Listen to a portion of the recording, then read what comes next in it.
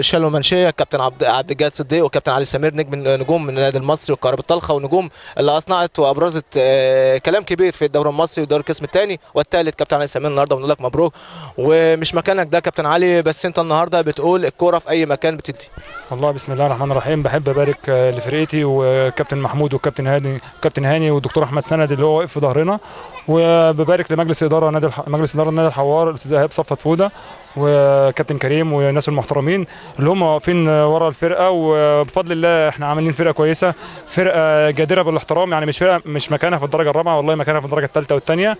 عاملين عناصر كويسه، والحمد لله ربنا كرمنا النهارده في اخر 5 دقايق الحمد لله كسبنا ودخلنا المنافسه بقوه، وربنا يكرم في اللي جاي ان شاء الله. عندنا ماتش صعب هنركز فيه، ماتش بالاس على ملعبنا، وان شاء الله ما فيش غير ال3 بونت، وربنا يكرمنا في اللي جاي باذن الله، وربنا يوفقنا بالصعود ان شاء الله. كابتن علي سمير، انت بتقول بالاس مباراه صعبه ب3 نقاط وخارج الارض، يعني في ملعب، يعني نقول ملعب السماد. فريق بالاس بينافس وتدعيم من مجلس اداره، شايف المباراه هي 3 نقاط؟